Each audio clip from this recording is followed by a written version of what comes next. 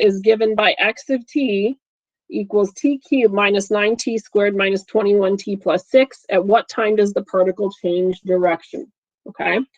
All right, so when we're doing position, velocity, acceleration, as soon as we see those words, what do we write down on our paper?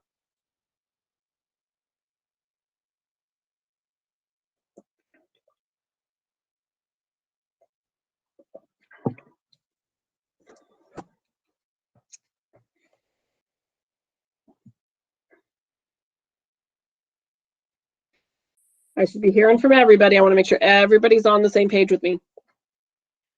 All right, so I am very proud dude. Okay, what would I be circling this time? What information am I starting with?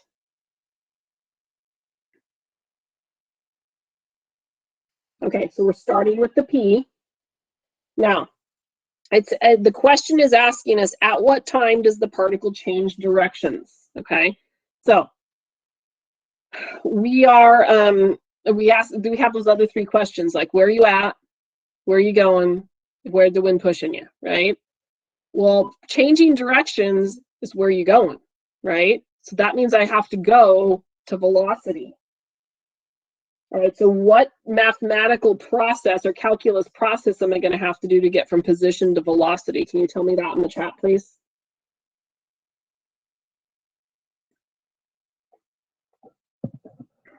All right, derivative. Perfect. So I'm going to start by taking the derivative of this. So that which is the velocity. So that will give me 3t squared minus 18t minus 21. Okay, let me explain the concept really quick so we make sure we understand why it is what it is. So even though this might be out in that left-hand column, I can't remember in your notes. So we've got whatever. I know it's moving along a straight axis, but if we've got this kind of a curve, okay, and that's our original function, okay, we know that for an instant up here at the top, it's at rest. What's the slope of that right there? Can you guys tell me what the slope is up there of the tangent line? Yeah. Good. So we know the moment that it's at rest, our slope or our velocity is momentarily equal to 0 when it changes direction. So we're going to set our velocity equal to 0. All right. What should I do from here to solve for t? Can you guys tell me? Because I'm going to do this one by hand. So can you tell me what do I need to do from here to solve for t?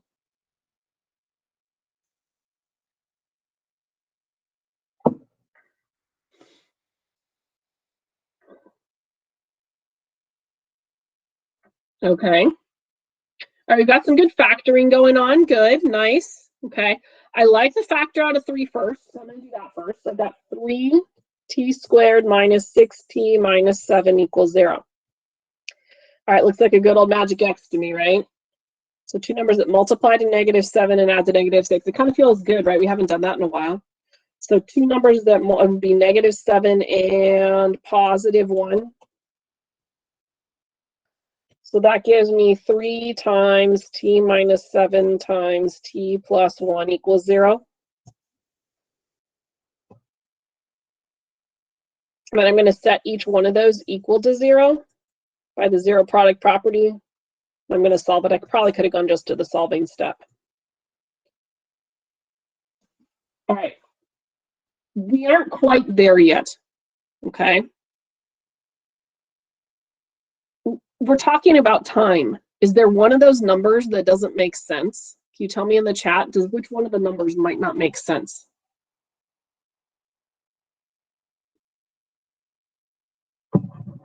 All right. -1, good. All right. So I know it's something happening in 7, but here's the catch. I have to double check to make sure my sign actually changes. So I'm going to get out my sign chart, our best friend, the sign chart, right? I know we're starting at 0. I know we've got a fence post at 10 and then to infinity. I'm going to pick some numbers in between and I'm going to test them into my velocity. So I would probably pick 1 and 10. And I remember I'm going to go into the most simplified form of my derivative, which would be this guy. When I plug a 1 into this one, it would be negative, right? When I plug a 1 into here, it would be positive. So negative times positive is negative. Now I'm going to plug a 10 into this one here. I would get positive. 10 into this one here would be positive. Positive times a positive is positive. I had to do that to verify that it actually switched signs, okay? It's the only reason I did that, because really I had the answer, didn't I? The answer is 7. So you could just say the particle changes direction when, I would say because, direction at t equals 7. Because the velocity changes sign there. I'll give you a minute. That one I probably wouldn't have you justify. It doesn't necessarily mean that they won't on the AP test, okay? If I have like the fill in the blank kind of dealio, I want to see a justification, okay? Are we good, Noelle? Does that make sense?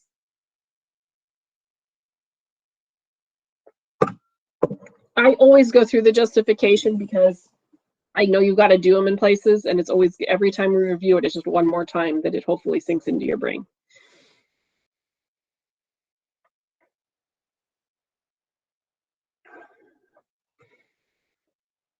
Okay, let's take a look at this next one. Look at this one. Isn't this one great? We've got a graph.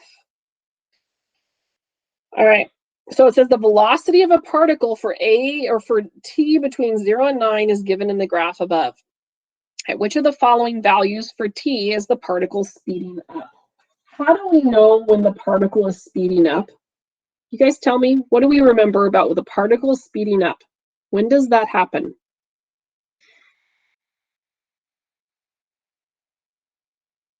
When does the particle speed up?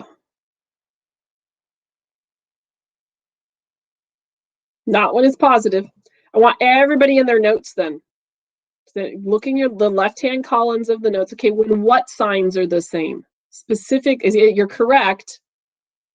When what signs are the same? For what things?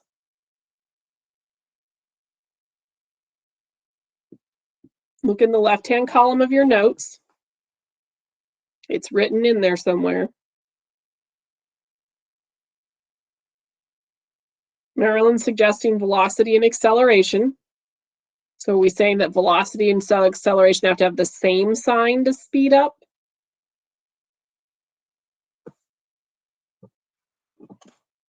Okay. Acceleration. All right, so that's what it is when we're speeding up, velocity and acceleration have the same sign. So I want to hear from everybody now that I've explained it. What happens if it says slowing down? What does that mean? When does it slow down?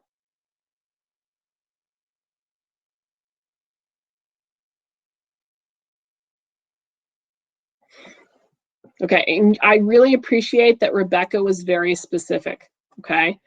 Because remember, we also have position.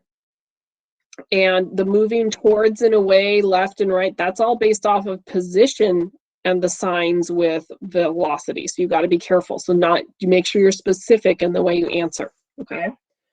All right, you know me and my sign charts, I love those things, don't I?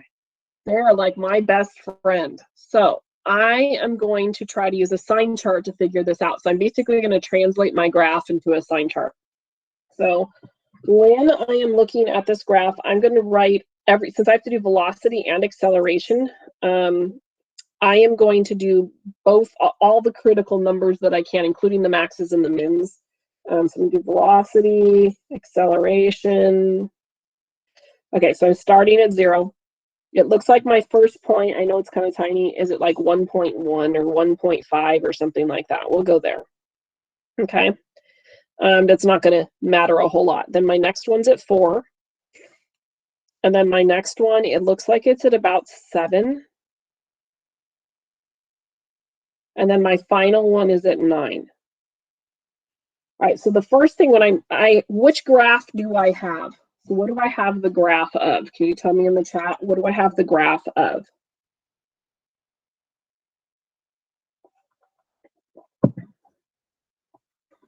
All right, so we have the graph of velocity. So I'm going to be just reading above and below, okay? So between 0 and 1.5, what sign am I going to write down? Am I going to write a positive sign or a negative sign down in my chart?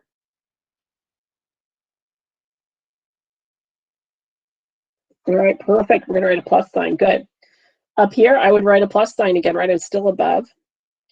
All right, what about for the next two signs? So with the next two signs, what am I going to write down? For 4 to 7 and 7 to 9. All right, perfect. We're going to write minuses. Good.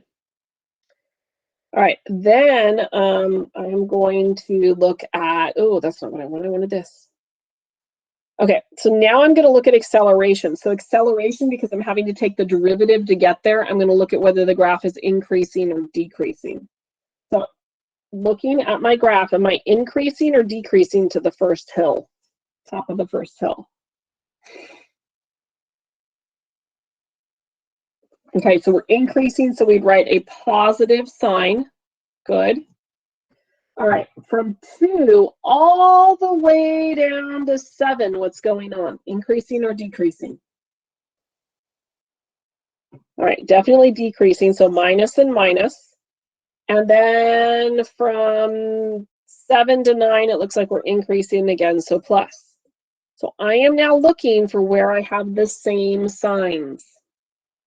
So I notice that's happening here in this first interval. I know it's happening in this interval.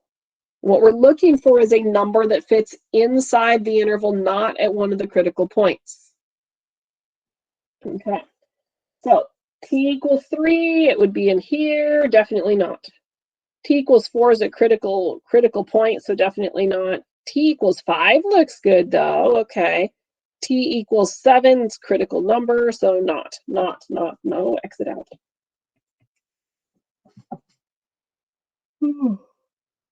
Sorry, the Benadryl's kicking in. I'm getting sleepy now. Maybe I'll get a 20-minute nap at lunch. We'll see. Okay, so smiley face rating. Where are we at? How are we doing on the first two problems we've done? Smiley face means we're good. Sad face means I have no clue. In between face means I need a little bit of help. All right, we seem to be doing okay. And it's okay to need help. Angel, what's wrong? Where do you have a question? All right, so I kind of had to do something, and I wasn't here for the part where you had to get the critical numbers. So can you like? Okay, so the critical numbers, I did. I chose my zeros, right? So that's where I got the 0, the 4, and the 9. And then because I had to do acceleration as well, I kind of like doing a double layer chart. I also chose my where my slope was 0. So that's how I got the 1.5 and the 7. Does that make sense? Okay, yeah, thank you. You're welcome. All right, I'm gonna try to get in at least one more here, okay, before I fall asleep on my keyboard. At least my nose is feeling, I'm not, like the sinus part's feeling better, but I'm getting tired. Okay, so a bug moves along a vertical post. Its position is given by y of t. The velocity of the bug is modeled by the equation v of t equals 2t minus 1. When t equals 1, y of t equals 2. We're supposed to find y of 3. Okay, so what's the first thing we write on our paper when we see position, velocity, acceleration?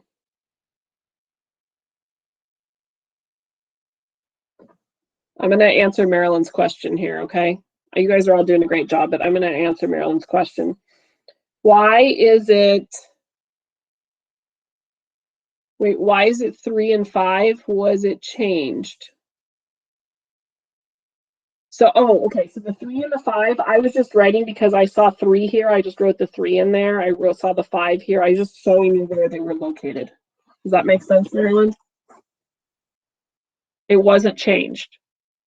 Okay. I just was showing where they landed in the interval. Okay. I am very proud, dude. Okay. So we've got that. What would I be circling? Where do I get to start?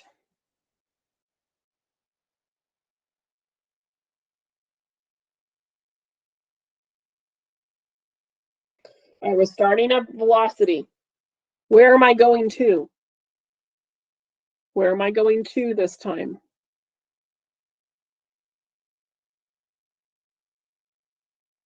Good, we're going to position. What am I going to have to do? What calculus do I need to do?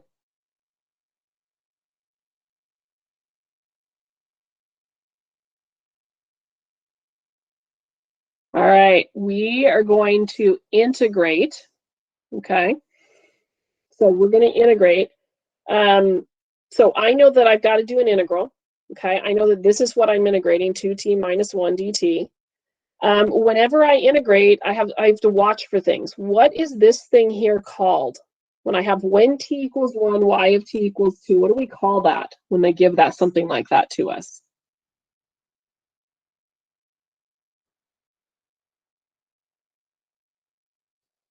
All right, that's an initial condition. Good job. What that means is no matter what, I know I'm already at 2. So I start with 2, but I'm starting at this x value, or in this case, t value. So I'm starting at 1. I need to end at what they want me to solve for, 3. All right, we're going to practice integrating by hand because some of us still need some help on that. So I've got 2 plus, and I'm going to put these brackets here because last period when I did this problem, something went haywire and we needed the brackets, okay? All right, so we're going to integrate. I get 2t squared over 2 minus t.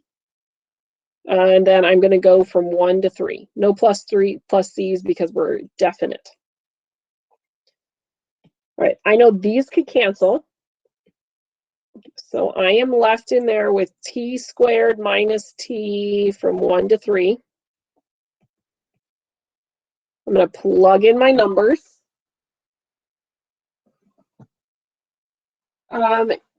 It could go either way, Marilyn.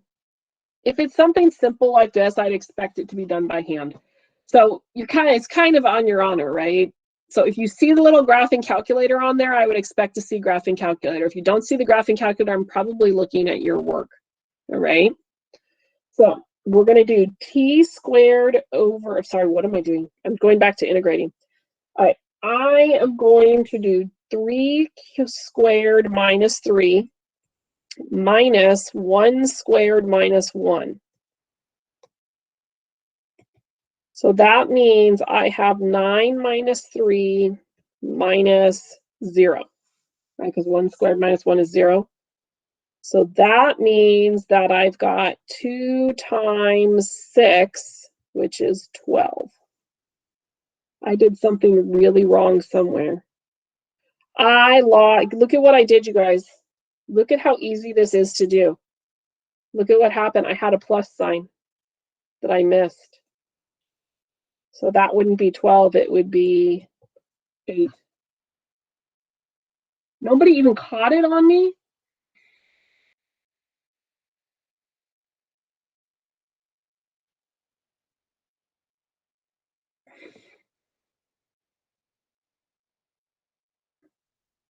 Oh, you were writing slow.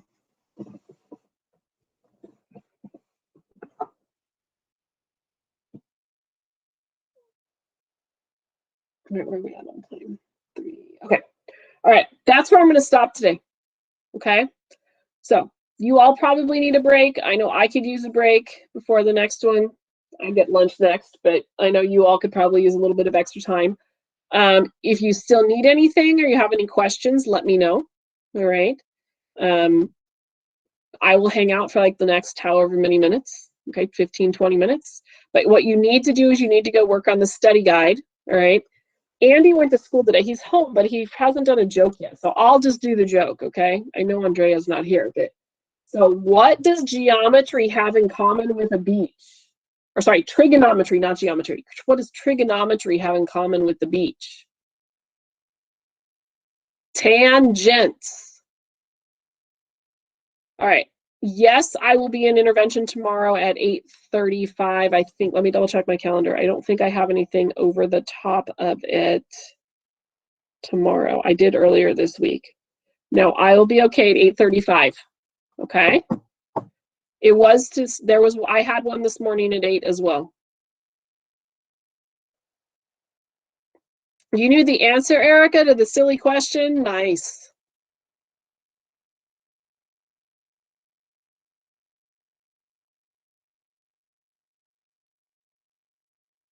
All right, you guys have a great day. If you need anything, let me know.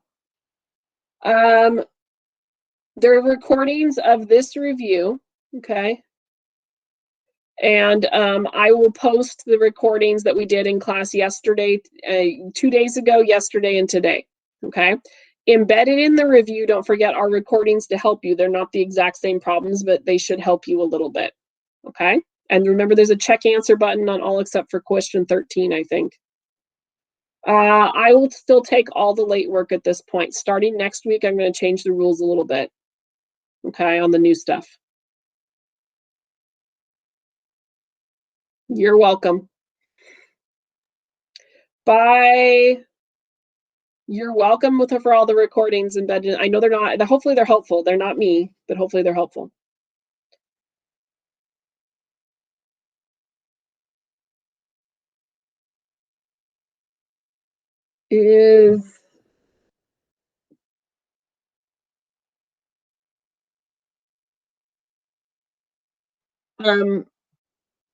I don't know. So rate of change, Tina, is slope. So if it specifically gives you the rate of change, you're going to take your slope and you set it equal to 8. I'm going to probably give you the graphs, Marilyn. I don't want you to spend time typing them in because I know we've got limited time. Okay. If I don't give them to you, they're going to be super simple for ones that you should really know and be able to sketch without the calculator.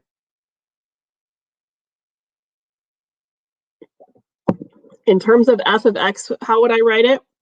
I don't know. What problem are you working on 52?